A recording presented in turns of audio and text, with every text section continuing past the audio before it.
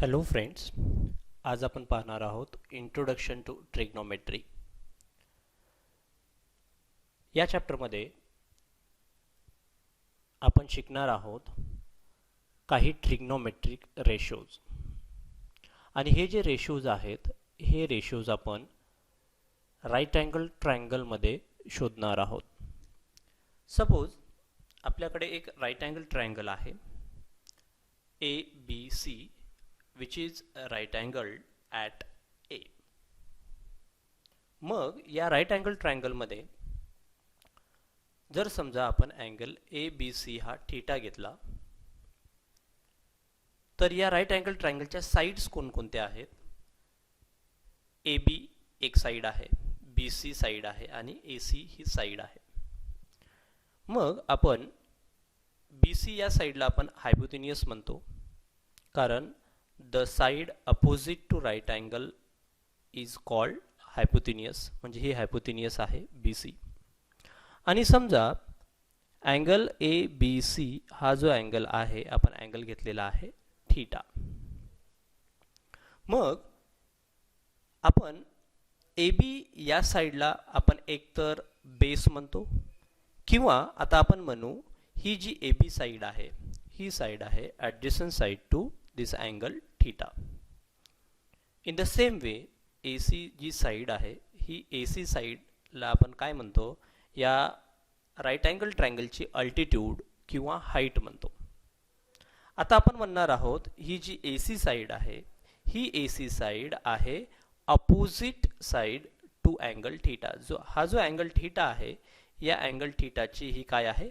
Opposite side आहे. And of course BC हा आपण काय घेतलेला आहे? BC घेतलेला आहे हायपोटेन्युअस.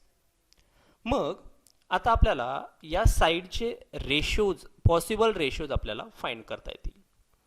मग आपण हे जे रेशो फाइंड करणार आहोत त्या रेशोजला आपण ट्रिग्नोमेट्रिक रेशोज म्हणणार आहोत. तर फर्स्ट ट्रिग्नोमेट्रिक रेशो जो आहे तो आहे साइन थीटा. आता हा जर रेशो आहे, साइडचा रेशो आहे, तर हा साइडचा रेशो साइन थीटा कसा लिहितात? कसा असतो? तर opposite side to theta upon hypotenuse या दोन साइडचा रेशो म्हणजे साइन थीटा. मग आता इथे सांगायचं आहे थीटाची अपोजिट साइड कोण आहे?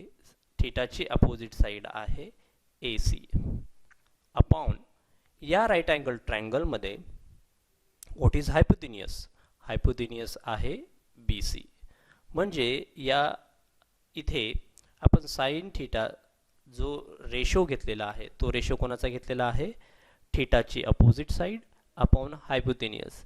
मग या रेशोला आपण काय म्हणणार आहोत? This ratio is sine theta. In the same way आता आपण जर बघितलं दुसरा जो रेशो आहे तो रेशो आहे कॉस थीटा. कॉस थीटा हा रेशो कसा फाइंड करतात?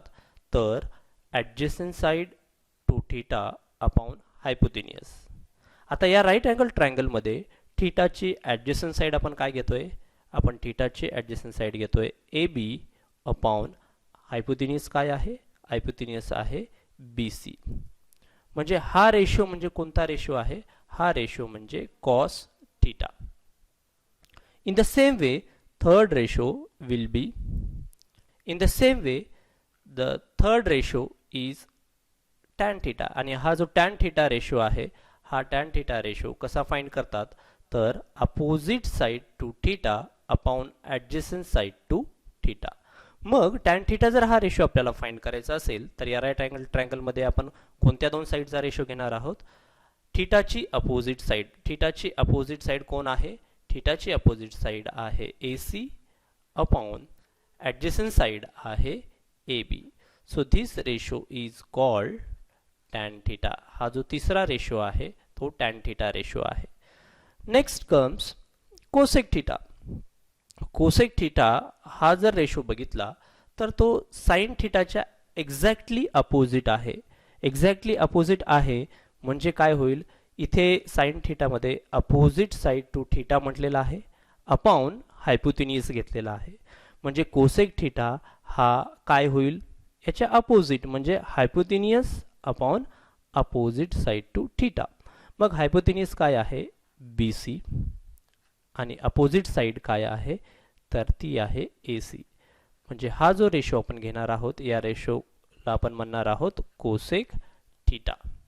इन द सेम वे जर तुम्ही फिफ्थ रेशो बघितला तर तो आहे सेक थीटा रेशो, आणि हा सेक थीटा रेशो हा एक्झॅक्टली कॉस थीटाच्या अपोजिट असतो. मग कॉस थीटामध्ये आपण रेशो काय घेतला होता, adjacent side to theta upon hypotenuse. मग एक्झॅक्टली अपोजिट म्हणजे कसा असेल तो hypotenuse upon adjacent side to theta. So hypotenuse will be what BC upon adjacent side will be what AB. So this ratio is called sec theta, sec theta. आणि जो sixth ratio आहे तो sixth ratio आहे cot theta, आणि हा जो cot theta आहे हा रेशो टॅनच्या एक्झॅक्टली अपोजिट असेल. आता एक्झॅक्टली अपोजिट असेल याचा अर्थ काय, टॅन थीटा हा आहे opposite side to theta upon adjacent side to theta. याच्या एक्झॅक्टली अपोजिट काय असेल मग adjacent side to theta upon opposite side to theta. So adjacent side will be AB आणि opposite side will be AC. So this ratio is called cot theta. मग आपल्या एक लक्षात येईल, आपण एखाद्या राईट अँगल ट्रायंगलमध्ये जर हे 6 ट्रिग्नोमेट्रिक रेशो जर फाइंड करणार आहोत तर आपल्याला या राईट अँगल ट्रायंगलमधल्या तिन्ही साईडचं मेजरमेंट आपल्याला माहीत पाहिजे. आणि जर हे तिन्ही साईडचं मेजरमेंट जर माहीत असेल तरच आपण हे 6 ट्रिग्नोमेट्रिक रेशोज फाइंड करू शकतो. म्हणजे जर समजा एखादा एक एक्झाम्पल दिलं आणि त्या एक्झाम्पलमध्ये एक राईट अँगल ट्रायंगल दिलेला आहे आणि त्यामध्ये दोन साईडचंच मेजरमेंट दिलेलं आहे, कोणत्याही दोन साईडचं मेजरमेंट, तर तिसरी साईड ही कशी काढायची तर bye Pythagoras theorem. By Pythagoras theorem वापरून आपण काय करणार आहोत, राहिलेली तिसरी साईड्स. आणि पायथागोरस थेरम हा काय सांगतो आपल्याला, it is hypotenuse square is equal to base square plus height square. हा फॉर्म्युला वापरून आपण राहिलेली तिसरी साईड ही आपण फाइंड करू शकतो. मग आता इथे आपल्या एक लक्षात येईल की आपल्याला एक ट्रिग्नोमेट्रिक रेशो म्हणजे एक ट्रिग्नोमेट्रिक रेशो हा दुसऱ्या ट्रिग्नोमेट्रिक रेशोच्या फॉर्ममध्ये लिहिता येतो का, तर आन्सर असेल येस. एका ट्रिग्नोमेट्रिक रेशोला दुसऱ्या ट्रिग्नोमेट्रिक रेशोच्या फॉर्ममध्ये लिहिता येतं.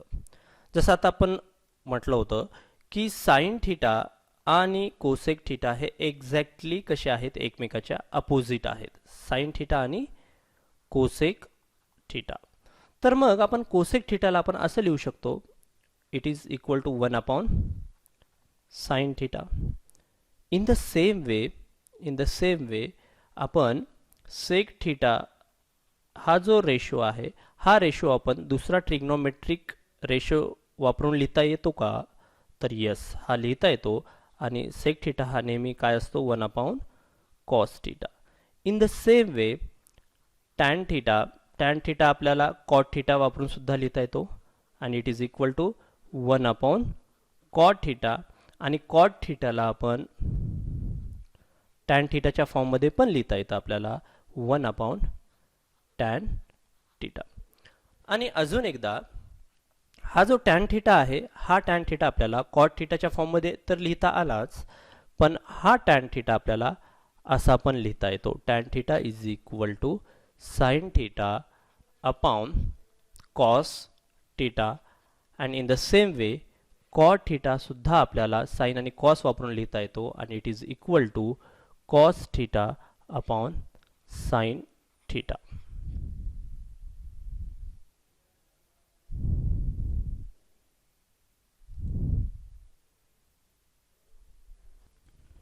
आता आपण काही एक्झाम्पल सॉल्व करू.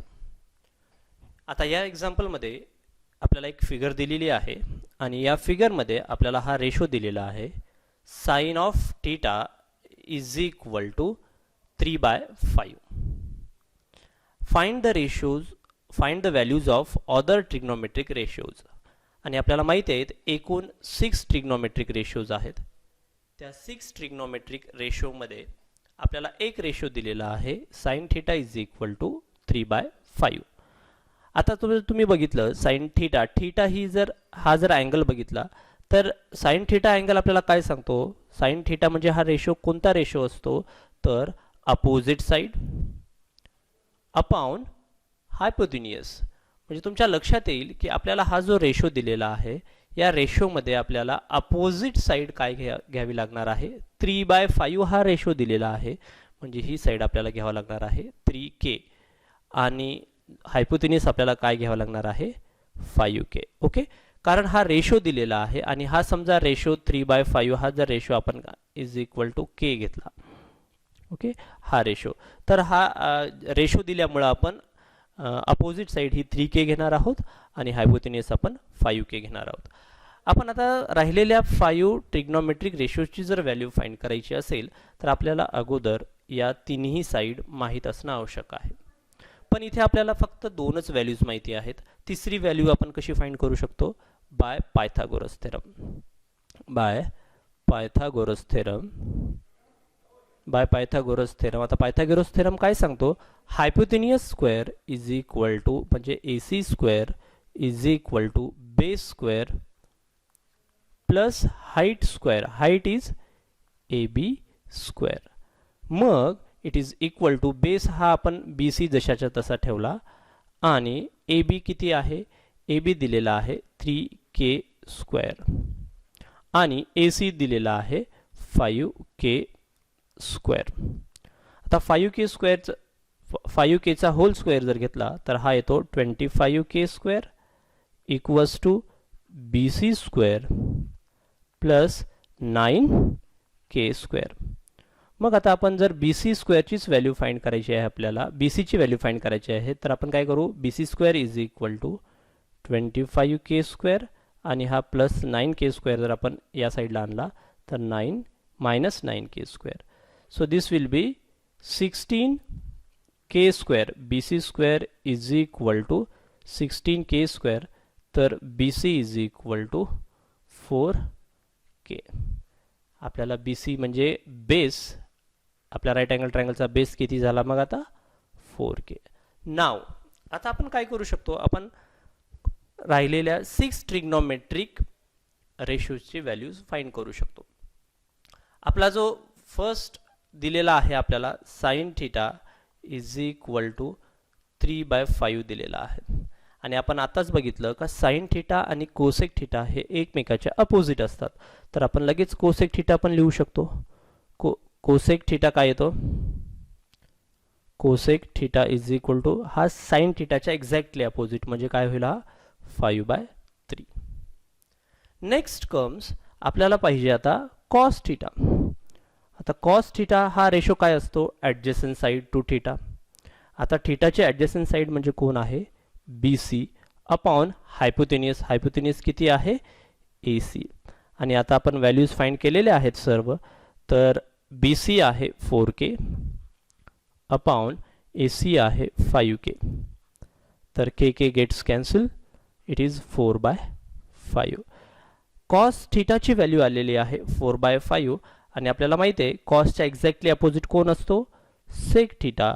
सेक थिटा हा कॉसच्या एक्झॅक्टली अपोजिट आहे म्हणजे याचा अर्थ हा काय येईल? 5/4. इन द सेम वे बेटा आपल्याला असं सांगता येईल का what is tan theta? Tan theta हा जो रेशो आहे थिटाची अपोजिट साइड. आता अपोजिट साइड किती आहे? AB upon adjacent side BC. So it is equal to 3k upon 4k. k gets cancel. तर टॅन थिटा हा रेशो येतो 3/4 आणि कॉट थिटा आपल्याला टॅन थिटाच्या फॉर्ममध्ये लिहिता येतो आणि तो एक्झॅक्टली अपोजिट असतो टॅनच्या म्हणजे हा काय येईल? 4/3. म्हणजे आपल्याला फक्त साइन थिटाची व्हॅल्यू दिली होती विच इज 3/5 आणि आपण कोसेकची व्हॅल्यू फाइंड केली, कॉसची व्हॅल्यू फाइंड केली, सेकची व्हॅल्यू फाइंड केली, टॅन थिटाची व्हॅल्यू फाइंड केली आणि कॉट थिटाची व्हॅल्यू फाइंड केली.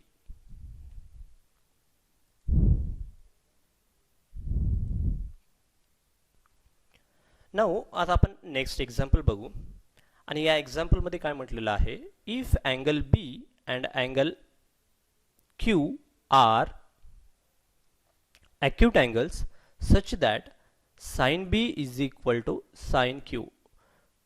Prove that angle B is equal to angle Q. म्हणजे आपल्याला इथे दिलेलं आहे की हे जे दोन अँगल आहेत बी आणि क्यू हे ॲक्यूट अँगल आहेत आणि ॲक्यूट अँगल असताना अजून काय दिलेलं आहे आपल्याला, साइन बीची व्हॅल्यू ही साइन क्यूच्या व्हॅल्यू एवढी आहे.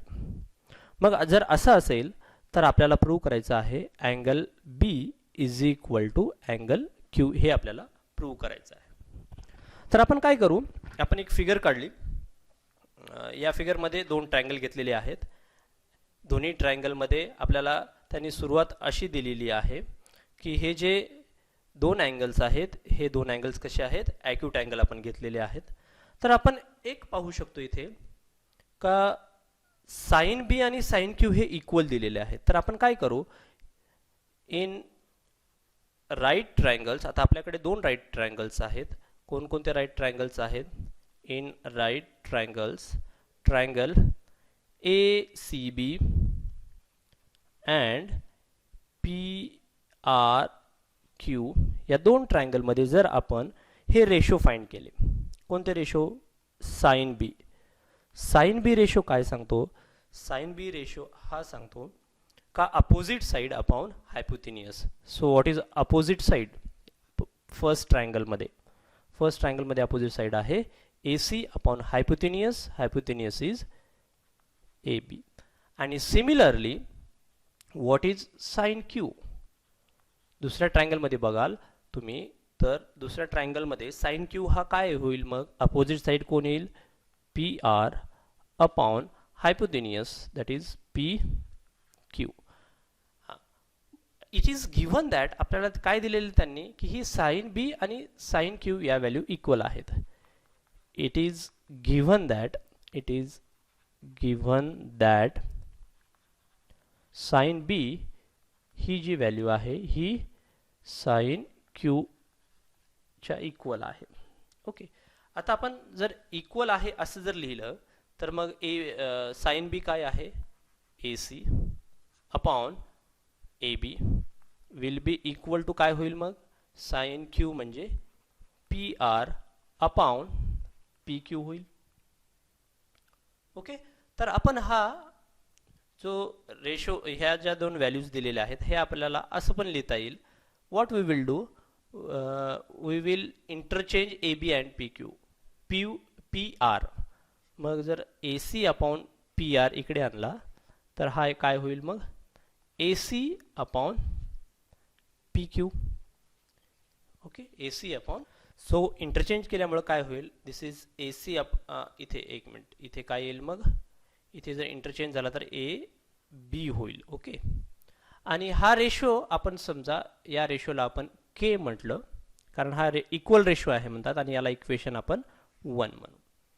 ओके, पहा A C upon P R, A C upon P R आणि नंतर घेतलेला आहे A B upon P Q, A B upon P Q. म्हणजे पहा हाईटचा रेशो झालेला आहे आणि बघ पुन्हा हायपोथिनियसचा रेशो झालेला आहे आणि हा रेशो इज इक्वल टू आपण काय म्हटलेला आहे, के.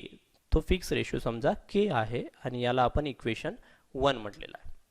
आता राहिलेली थर्ड साइड, दोन्ही ट्रायंगल मधली राहिलेली थर्ड साइड कोणती आहे, फर्स्ट ट्रायंगल मध्ये बी सी साइड आहे आणि सेकंड ट्रायंगल मध्ये काय आहे, आर क्यू साइड आहे.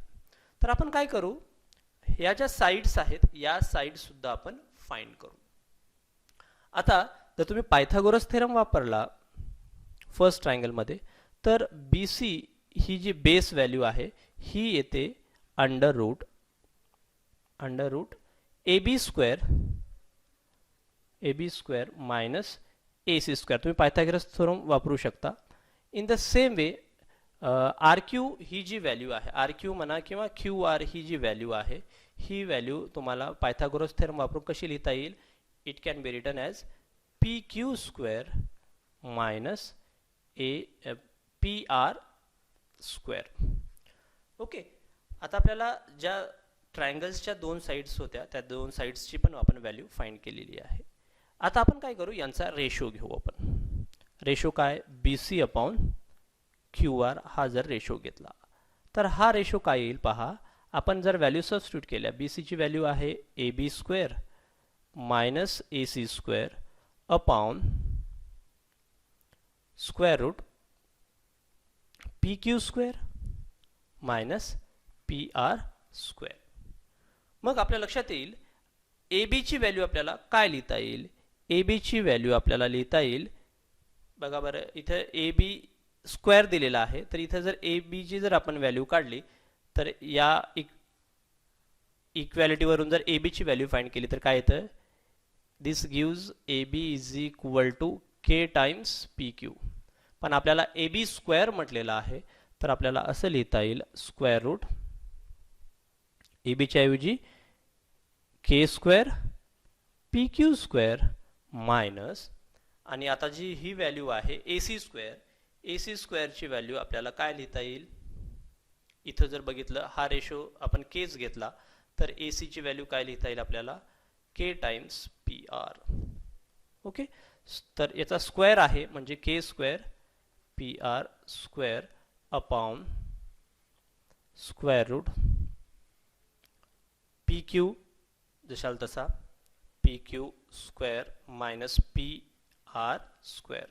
मग आपण जर हा के स्क्वेअर जर कॉमन काढला आणि के स्क्वेअर कॉमन काढला तर काय होईल, आणि अंडररूटच्या पण बाहेर आला तो, म्हणजे इथे के स्क्वेअर कॉमन काढला आणि तो आपण अंडररूटच्या बाहेर जर आणला तर तो काय येईल, फक्त के येईल, आणि इथे काय राहील मग square root of P Q square minus P R square, आणि डिनॉमिनेटरमध्ये सुद्धा square root P Q square minus P R square, म्हणजे न्यूमरेटर आणि डिनॉमिनेटर कॅन्सल होईल. म्हणजे हा जो रेशो आहे बी सी आणि क्यू आर, हा रेशो किती आला, हा रेशो सुद्धा काय आला, के आला. याला जर आपण इक्वेशन 2 म्हटलं तर इक्वेशन 1 आणि 2 वरून आपल्या लक्षात येईल की A C upon P R, A B upon P Q आणि B C upon Q R हा सर्व रेशो किती येत आहेत, हे सर्व रेशो आपले के येत आहेत.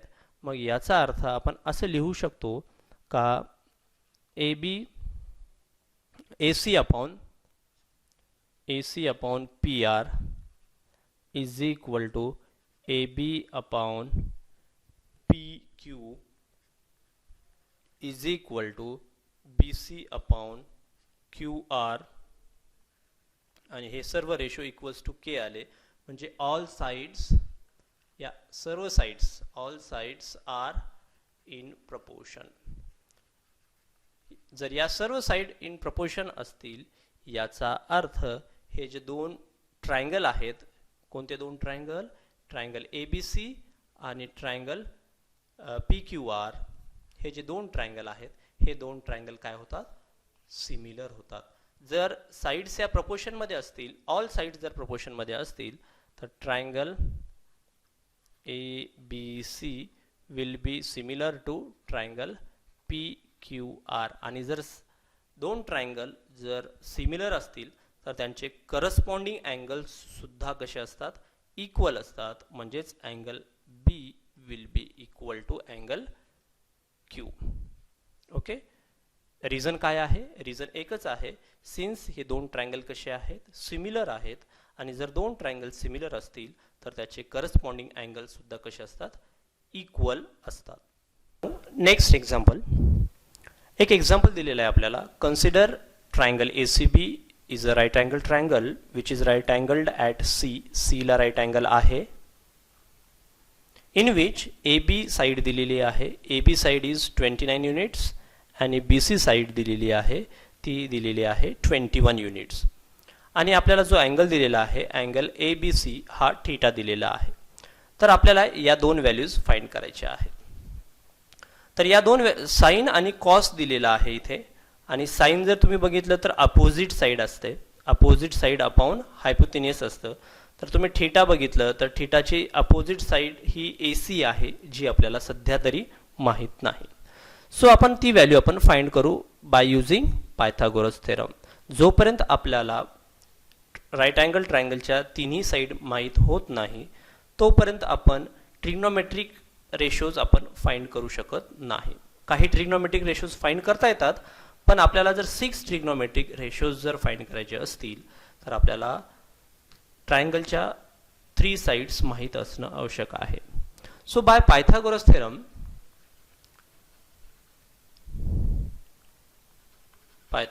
थेरम आपण जर बघितलं, what is hypotenuse square, that is AB square will be equal to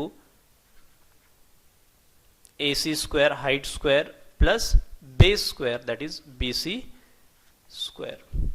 तर AB आपल्याला दिलेला आहे 29 स्क्वेअर, AC आपल्याला फाइंड करायचा आहे जे जशाल तसं ठेवलं आपण, आणि BC जे दिलेला आहे 21 स्क्वेअर. तर AC स्क्वेअर काय होईल, तर AC स्क्वेअर होईल 29 स्क्वेअर मायनस 21 स्क्वेअर. ही झाली AC स्क्वेअरची व्हॅल्यू. आपल्याला पाहिजे AC, आणि AC will be equal to under root, दोन्हीकडे स्क्वेअर रूट घेतला आपण, so it is 29 square minus 21 square. आणि आपण हे जर फाइंड केलं तर ही व्हॅल्यू येते under root 400 and it is equal to 20. It is equal to, so AC is 20 units. Now we can find these values. So first value that we have to find is cos square theta plus sin square theta. So cos square theta means what is cos? Adjacent side, that is 21 upon hypotenuse, that is 29. This is the value of cos theta, but square, cos square is given, म्हणजे आपण याचा square घेऊ, plus sine square theta. तर sine square theta काय असतं, sine theta काय असतं, opposite side. आता अपोजिट साइड आपण फाइंड केलेली आहे 20 युनिट्स, म्हणजे 20 अपॉन हायपोटेनियस, हायपोटेनियस इज 29 हा स्क्वेअर. आणि जर ही व्हॅल्यू आपण फाइंड केली तर ही व्हॅल्यू येते 441 upon 29 square is 841 plus 400 upon 841, so it is 841 upon 841 आणि ही व्हॅल्यू येते 1. So cos square theta plus sin square theta ची व्हॅल्यू आलेली आहे आपल्याकडे 1. इन द सेम वे आपण cos square theta minus sin square theta ची पण व्हॅल्यू फाइंड करू शकतो. So cos square theta minus sin square theta is equal to, cos square theta is 21 by 29 whole square minus 20 by 29 whole square equals to, so this 441 upon 841 minus 400 upon 841 equals to 41 upon 841. So in this way आपल्याला ह्या ज्या values find करायला सांगितलेल्या होत्या आपण त्या values find केलेल्या आहेत. म्हणजे एक गोष्ट लक्षात घ्यायला पाहिजे की जर आपल्याला ट्रिग्नोमेट्रिक रेशोज जर विचारलेले असतील तर आपण शक्यतो काय करायचं, त्या राईट अँगल ट्रायंगलमध्ये त्या तिन्ही साईडचे आपल्याला अगोदर मेजरमेंट काढून घ्यायचं. म्हणजे जर 2 साईड दिले असतील तर पायथागोरस थेरम वापरून थर्ड साईड फाइंड करायची. आणि एक गोष्ट लक्षात घ्या, या रेशोजच्या व्हॅल्यूज ह्या कधीही बदलणार नाहीत जरी तुमच्या AB, AC, BCच्या साईड चेंज होत गेल्या. म्हणजे हा जो जर आपण म्हटलं साइन थीटाची व्हॅल्यू ही नेहमी फिक्स असेल जरी तुमच्या या व्हॅल्यूज साईडच्या व्हॅल्यूज चेंज होत गेल्या. दॅट मीन्स आपल्याला एक असं म्हणता येईल का the values of trigonometric ratios does not vary with length. Okay, साईडच्या जर लेंथ चेंज होत गेल्या तर ट्रिग्नोमेट्रिक रेशोजच्या व्हॅल्यूज चेंज होत नाहीत. तर आपण पुढच्या पिरियडमध्ये आपण काही मोर एक्झाम्पल्स आपण पाहणार आहोत रिलेटेड टू ट्रिग्नोमेट्रिक रेशोज.